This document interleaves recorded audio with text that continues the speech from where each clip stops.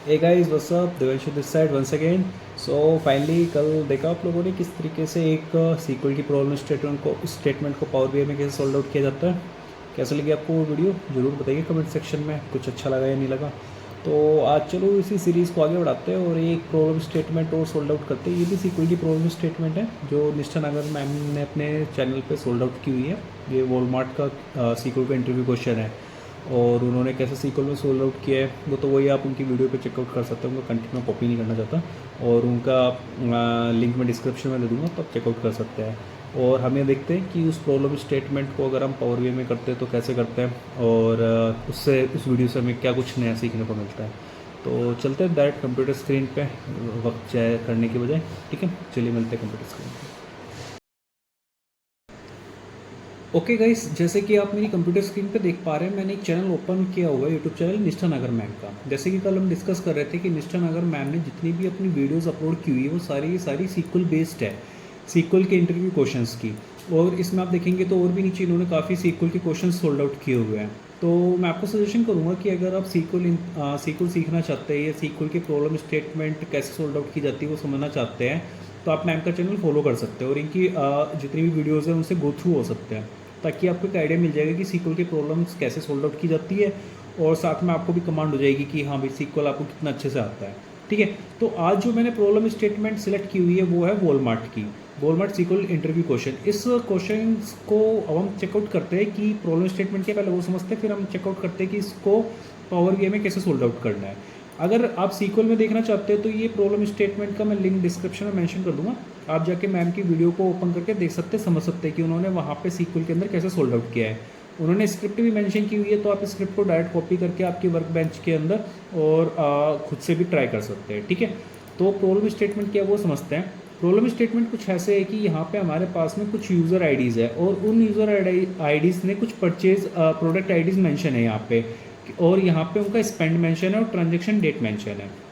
तो हमें जो निकालना है वो कुछ इस तरीके से है कि इस पूरी टेबल में से हमें यूज़र आईडी निकालना है along with the number of product और दे बोट जो उन्होंने खरीदे हैं on the basis of latest most recent transaction. Like कि अगर मैं बात करता हूँ इस टेबल में, तो आप देख पाएंगे कि इस टेबल के अगर मैं एक काम करता हूँ, मैं इसको कंट्रोल सी करके यहाँ पे कंट्रोल भी पेस्ट करता हूँ और इस डेटा को यहाँ से अगर मैं डुप्लीकेसी इसमें से रिमूव करता हूँ, वेर इज़ रिमूव डुप्लीकेट, तो आप देख पाएंगे कि इस वाले कॉलम में सिर्फ 3 ही ऐसे यूज़र आईडीज़ है जिनकी ट्रांजैक्शन मल्टीपल टाइम्स हो रखी है ऑन डिफरेंट डिफरेंट डेट। तो हमें क्या निकालना है कि जो ये यूज़र आईडी इन्होंने मोस्ट रिसेंट कौन से डेट को इन्होंने ट्रांजैक्शन की थी। तो अगर मैं 159 की बात करता हूँ यूज़र आईडी की, तो उनकी जो मोस्ट ट्रांजैक्शन डेट आ रही है, लेटेस्ट ट्रांजैक्शन डेट आ रही है, वो आ रही है 7/12 की। तो वो हम यहाँ पे पेस्ट कर देते हैं। ऐसे ही अगर 115 की बात करते हैं तो उनकी भी डेट जो आ रही है वो आ रही है 7/12 की। तो इसको भी हम यहाँ से कॉपी करते हैं और यहाँ पे पेस्ट कर देते हैं। ऐसे हम 123 की बात कर रहे हो तो 123 की जो लेटेस्ट ट्रांजेक्शन डेट आ रही है इस टेबल के अकॉर्डिंग, वो आ रही है आपकी 11/7 की, सॉरी 7/11 की। ऐसे ही अगर हम बात करते हैं 123 रिपीटेड है, लेकिन जो इनकी ट्रांजेक्शन डेट है वो आपकी आ रही है 7 अक्टूबर की। मतलब ये हमारी पुरानी ट्रांजेक्शन हो गई, हमें लेटेस्ट ट्रांजेक्शन चाहिए, तो इसलिए हम 11/7 लेंगे। ऐसे अगर आप 123 अगर चेकआउट करेंगे तो इनकी भी वही 7-8 की, मतलब पुरानी ट्रांजेक्शन हमें लेटेस्ट लेनी है। और इसके बेसिस में हमें ये देखना है कि इन्होंने कितने कितने प्रोडक्ट बोट किए थे उस टाइम पे।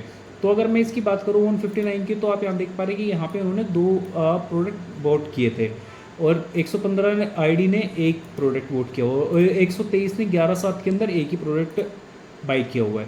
तो हमें ये निकालना है आउटपुट। अब ये आउटपुट निकालने के लिए हम क्या करेंगे, सबसे पहले हम इस पूरी टेबल को कॉपी कर लेंगे यहाँ से और पावर बीआई के अंदर यहाँ पे एंटर डेटा वाली फील्ड के अंदर हम यहाँ पे डेटा को पेस्ट कर देंगे। एक ये वे है, दूसरे कि आप टेबल को डाउनलोड कर सकते हैं CSV और एक्सेल फॉर्मेट में और उसको वहाँ से भी यहाँ से भी फैच कर सकते हैं। तो हम यहाँ से जाएंगे एडिट पे और एडिट पे जाने के बाद में हम क्या करेंगे, यहाँ से हम एक ट्रांसफॉर्मेशन करेंगे। ट्रांसफॉर्मेशन हमें किस चीज़ का करना है, अगर ऑलरेडी हो रखा है तो ठीक है, नहीं हो रखा तो हमें करना पड़ता है। वो किस चीज़ का है कि यहाँ पे जो आप ये देख पा रहे हैं ना डेट का हमें ट्रांसफॉर्मेशन कई बार करना पड़ता है। अगर वो टेक्स्ट फॉर्मेट मारे तो उसको डेट फॉर्मेट में यहाँ से चेंज कर सकते हैं। ठीक है, जैसे ऑलरेडी आ रही है तो ज़रूरत नहीं कुछ भी चेंज करने की। और हम एक काम करते हैं, इस टेबल का नाम यहाँ से चेंज कर देते हैं और इसको वॉलमार्ट दे देते हैं नाम। ठीक है, आ जाते हैं हम अपने रिपोर्ट व्यू सेक्शन में और चेकआउट करते हैं कि यहाँ पे हम क्या क्या मेज़र यूज़ करने वाले हैं इस प्रॉब्लम को सोल्व आउट करने के लिए। तो हम पहले सेलेक्ट कर लेंगे एक टेबल को, और टेबल के अंदर सेलेक्ट करने के बाद में जो जो फील्ड थी वो हम यहाँ पे ड्रैग कर लेते हैं। Like user ID, product ID, हमारा स्पेंड और हमारा ट्रांजैक्शन डेट। तो अब हमें क्या करना है कि यहाँ से इसको डोंट समराइज कर देना, प्रोडक्ट आईडी को भी, यूज़र आईडी को भी, और जो स्पेंड है उसको भी डोंट समराइज कर देते हैं, और जो ट्रांजैक्शन डेट है इसको ट्रांजैक्शन डेट की फॉर्मेट में ले लेते हैं। तो अब आप देख पा रहे हैं कि हमारे पास में पूरा का पूरा जो टेबल हमने यहाँ पे बनाई थी वो टेबल हमारे यहाँ पे आ चुकी है।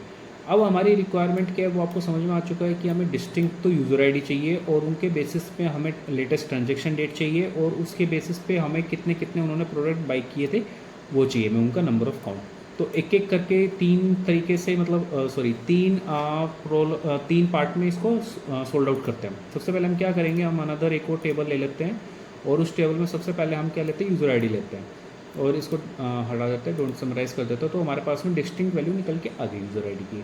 अब हमें क्या चाहिए, हमें सबसे पहले चाहिए लेटेस्ट ट्रांजैक्शन डेट, जहाँ पे उन्होंने कोई भी ट्रांजैक्शन की है। तो उसके लिए हम क्या करेंगे, यहाँ पे जाएंगे और एक मेज़र क्रिएट करेंगे। मेज़र का नाम हम दे देंगे मैक्सिमम डेट, मैक्स डेट। और मेज़र कुछ इस तरीके से है कि आपका कि हमें क्या करना है, हमें कैलकुलेट करना है max x function. Max x function आपका क्या करेगा कि आपकी लेटेस्ट डेट निकाल के दे देगा जिस उस कॉलम में से अकॉर्डिंग टू यूज़र आईडी। यहाँ पे मैक्स एक्स लेंगे, और यहाँ पे जो टेबल है टेबल का नाम हमारा वॉलमार्ट है, तो हम वॉलमार्ट दे देते हैं नाम, ठीक है। और उसके बाद में यहाँ से हम ट्रांजैक्शन डेट वाली सिलेक्ट कर लेंगे डेट, ओके। और जैसे हम इसको एंटर करते हैं और इस मेज़र को यहाँ से ड्रैग करके लेके आते हैं मैक्स डेट को, तो आप देख पा रहे हैं कि हमारे पास देख पा रहे हैं कि हमारे पास मैक्सिमम डेट आ चुकी है, मैक्सिमम ट्रांजैक्शन डेट आ चुकी है। अब इस डेट को अगर फॉर्मेट चेंज करना है आपको, तो यहाँ पे आप जाके फॉर्मेट चेंज कर सकते हैं अपने अकॉर्डिंग, जो भी आप चाहे। उसमें कई सारे फॉर्मेट ऑप्शन अवेलेबल है, जो भी आपको चाहिए वो आप चेंज कर सकते हैं। अच्छा, इसमें आप देख रहे होंगे कि नीचे एक टोटल वाला ऑप्शन भी आ रहा है। अगर हमें ये भी नीचे इसको भी रिमूव करना है तो कुछ नहीं करना, सिंपली फॉर्मेट विजुअल में जाना है और यहाँ से टोटल से हटा देना है इसको, तो टोटल आपका हट जाएगा यहाँ से, ठीक है। तो अब हमारे पास में लेटेस्ट डेट आ गई। अकॉर्डिंग टू अगर मैं डेट वाइज अरेंज करता हूँ तो मुझे इतना पता चलेगा कि जो 159 यूज़र है उसकी मैक्सिमम ट्रांजेक्शन डेट 7 दिसंबर की है, 115 वाले यूज़र की भी 7 दिसंबर की है। तो हमारे पास वो आ चुकी है। अब हमारा तीसरा हमें क्या निकालना है वेरिएबल, वो हमारा वेरिएबल ये है कि हमें प्रोडक्ट के काउंट करने हैं on the basis of user ID on the latest transaction. तो वो भी हम कैसे करेंगे, सिंपली करेंगे, जाएंगे हम एक और मेज़र क्रिएट करेंगे, और मेज़र कुछ इस प्रकार रहेगा आपका कि हमें कैलकुलेट करना है। पहले मेज़र का नाम मेज़र ही रख लेते हैं, measure is equal to calculate. और कैलकुलेट हमें क्या करना है, हमें काउंट कराना है। काउंट किस चीज़ का कराना है, हमें काउंट कराना है प्रोडक्ट का।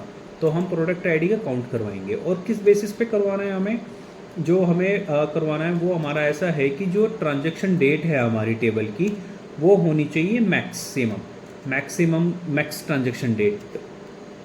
तो हम transaction date, maximum transaction date ले लेंगे, और जब हम इसको एंटर करके सेव करते हैं और इसको फैच करके लेके आते हैं तो हमारे पास में नंबर आ गया। और ये ही नंबर है एग्जैक्टली, आप मैच आउट कर सकते हैं कि 159 के दो प्रोडक्ट आईडी के ट्रांजैक्शंस हुए हैं, और 2 उन्होंने ट्रांजैक्शन किए हैं डिफरेंट प्रोडक्ट आईडी। और अगर 115 की बात करेंगे तो उनका एक है, और 123 का भी एक ही है, ठीक है। तो ये प्रॉब्लम स्टेटमेंट है जो इजीली पावर बीआई के अंदर मैक्स टू मैक्स 2 से 4 मिनट के अंदर सोल्ड आउट हो गई। अगर यही प्रॉब्लम स्टेटमेंट अगर आप सीक्वल में देखेंगे मैम के को, तो उन्होंने पूरा रैंक बेसिस पे किया हुआ है। तो आप वो उस तरीके का भी कॉन्सेप्ट अगर करना चाहे तो वो भी कर सकते हैं, ये रैंक बना सकते हो, कैसे सोल्ड आउट करना है वो पूरा फॉर्मेट समझ के वहाँ पे, और इसमें भी ट्राई कर सकते हैं, ठीक है। तो यही थी प्रॉब्लम स्टेटमेंट। तो इस वीडियो को यहीं एंड करते हैं, और नेक्स्ट टाइम पे कुछ कोई नई प्रॉब्लम स्टेटमेंट कुछ नया अच्छा मिलता है तो उसके साथ आपसे दोबारा मुलाकात करेंगे, ठीक है। तब तक के लिए बाय।